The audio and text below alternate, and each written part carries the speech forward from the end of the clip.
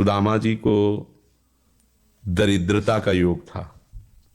ऐसी दरिद्रता कई कई दिन तक भिक्षा नहीं मिलती थी। ये जितने भी चरित्र हमारे लिए उदाहरण है। मांगने जाते थे तो मांगने से भी नहीं मिलता था कई कई दिन। तो एक दिन उनकी पत्नी ने कहा कि हमारा आपका तो चरणामृत से भी गुजारा 2-2 3 दिन हो, 4 दिन हो, छोटे छोटे बच्चे तो मर जाएंगे ऐसे। कुछ तो उनका श्री कृष्ण के सिवा हमारा कोई नहीं, अब हम क्या कर सकते हैं। प्रारब्ध जब बिगड़ता है ना, वो कोई सफलता नहीं होने देता। तो एक दिन श्री रुक्मिणी जी प्रसाद ठाकुर जी को भोग पा रही थी, प्रभु ऐसे रोक दिया, उदास हो गए।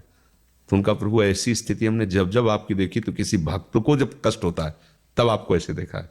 कौन सा भक्त है और क्या कष्ट है? तो का एक सुदामा नाम के हमारे मित्र हैं, कई दिन से भोजन भी उनको, प्रभु आपके मित्र और मैं आपकी दासी, महालक्ष्मी का अवतार रुक्मिणी, आप हुक्म कीजिए, लोक लोक की संपत्ति वहां। बोले उसको चाह नहीं है, हमारे मित्र को चाह नहीं है, और चाह ना होने पर हम विवश हैं। अगर वो चाह कर ले तो सारी व्यवस्था हो जाए। बोले पैदा करो जाके चाह। बोले उनके हृदय में तो नहीं पैदा कर सकते, हम भी, क्योंकि जिस हृदय में भगवान का आश्रय और निरंतर चिंतन है वहां माया की चाह नहीं होती। बोले उनकी पत्नी के हृदय में, बोले प्रयास करते हैं जाके। भगवान संत वेश में गए, भिक्षाम दे, वो निकली। अतिथि का सत्कार करना गृहस्थ का धर्म होता है। हाथ जोड़ा और कहा हम असमर्थ हैं, आपको भिक्षा नहीं दे सकते। क्यों? बोले हम अपवित्र हैं, हमारे ऊपर सूतक लगा हुआ है। किस बात का सूतक? हमने एक पुत्र जन्मा है। तो ठीक है, हम 10-12 दिन बाद आ जाएंगे। बोले नहीं, आजीवन अपवित्र रहेंगे। तो ऐसा कौन सा? बोले दरिद्रता रूपी। विद्वान की पत्नी है तो ऐसे उनका दरिद्रता रूपी पुत्र का जन्म, अर्थात सीधे कि मैं नहीं दे सकती या देने योग्य ऐसा न कहीं कहा, मैं अपवित्र हूं। तो उनका दरिद्र कैसे हो सकती हो? जिनके पति के मित्र द्वारिकाधीश भगवान श्री कृष्ण है, वो दरिद्र कैसे हो सकता है? एक बार कहो ना अपने पति से। चले गए। जो सुदामा जी आए तो उन्होंने कहा कि देखो आज एक अतिथि आए थे, उनको मैं कुछ नहीं दे पाई, मुझे बहुत कष्ट है कि मेरे पुत्र और आए हुए अतिथि का भी हम स्वागत नहीं कर सकते, उनका भरण। आपके मित्र द्वारिकाधीश प्रभु श्री कृष्ण है। सुदामा जी ने कहा, बोले चले जाओ ना, वो कुछ ना कुछ सहयोग कर देंगे। तो बोले हम ऐसे मित्र नहीं बनाए कि वो हमारा सहयोग करें, कभी नहीं, मर जाऊंगा पर उनसे ये नहीं कहूंगा कि आप हमारा। बोले मत कहना, दर्शन के लिए तो चले जाओ, वो सुना है इतने उदार हैं कि वो जाने पर ही दे देंगे। सुदामा जी ने कहा दर्शन के लिए तो जा सकते हैं, बहुत दिन हो गए, ठीक है, पर मित्र के पास जाए तो कुछ लेके जाना चाहिए, मेरे पास तो कुछ नहीं है ना। पड़ोस में जैसे किसी से मांगने गई तो, अरे समय जब बिगड़ता कोई नहीं होता साथ। एक ने थोड़ी उदारता दिखाई तो चावल पछोरने पर जो आगे कणका होते हैं चावल के, जो प्राय वो लिए सुदामा जी ने कहा हमारे प्रभु भाव के मुख है, कुछ ले जाएंगे, खाली हाथ तो नहीं है। पोट्री में सारांश में बता रहे हैं, द्वारपालों ने देखा कि हड्डी हड्डी शरीर में कई जगह से फटे वस्त्र, बेवाई फटी हुई, तो दिखाई दे रहा था दरिद्रता की मूर्ति है ये। तो उनका किससे मिलना है तुमको?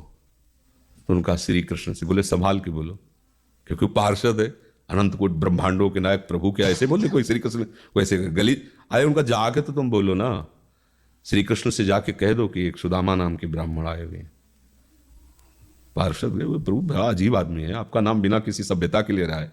वो कह रहा श्री कृष्ण से कह, सुदामा कूद पड़े, भगवान दौड़े। वो पार्षद, वो सब की ब्रह्मा जी शंकर जी आते हैं तो वहां खड़े रहते हैं घंटों, भगवान ऐसे भागे जाके।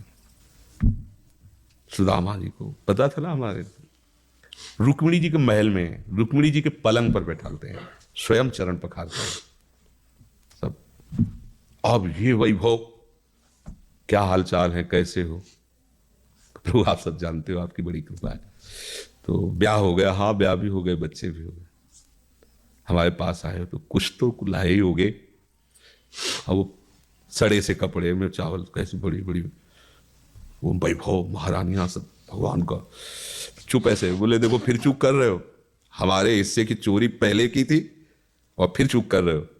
और उन्हें हिम्मत नहीं पड़ रही थी, इतने महामहिम प्रभु को कैसे हो तंदुर। भगवान ने ऐसे छीला, ओहो आज तक मुझे ऐसा स्वाद नहीं मिला। भगवान बड़ाई कर रहे, देखो रुक्मिणी जी की आंखों में आंसू आ गया। वो दृश्य भगवान पकड़ लिया हाथ, बस प्रभु हम आपकी सिवा नहीं रह सकती। हो भगवान तो सुदामा जी का स्वागत समा कुछ दिन, अच्छे कपड़े पहनाए। जब चलने लगे ना तो भगवान की तरफ वो देखते, मतलब कामना नहीं पर कि देखा पत्नी कह रही थी जाओगे कुछ ना कुछ, चले प्रभु, हाँ ठीक है। इधर से ऐसे चले जाना, हाथ भी खाली। प्रभु ने कहा देखो ये कपड़े जो है ना महंगे हैं, रास्ते में तुम्हें चोर बदमाश तुम अपनी पोशाक पहने इनको उतार दो। बोले बड़ी कृपा, कपड़े भी उतार लिए और रास्ते में सोचे देखो निगेटिवली सोच रहे मेरे श्री कृष्ण मुझे कितना प्यार करते हैं। उन्होंने इसीलिए नहीं दिया कि दरिद्र कहीं संपत्ति पाकर मतवाला होकर मुझे भूल न जाए, मुझे कितना प्यार करते हैं। प्रभु के प्यार में मगन होकर सुदामा पूरी खड़ी जैसे द्वारिका। तो उनको भ्रम हुआ कि मुझे लगता है चलते चलते मैं पुनः द्वारिका आ गया। तो वहां पूछ रहे हैं कि ये किसका है। भगवान के पास विधाता है, उनका प्रभु ये तो गलत हो गया, इनके भाग्य में हमने लिखा था क्षय श्री, ऐश्वर्य का नाश, जीवन में नहीं ऐश्वर्य, क्षय श्री। भगवान ने उसका उल्टा कर दिया यक्ष श्री।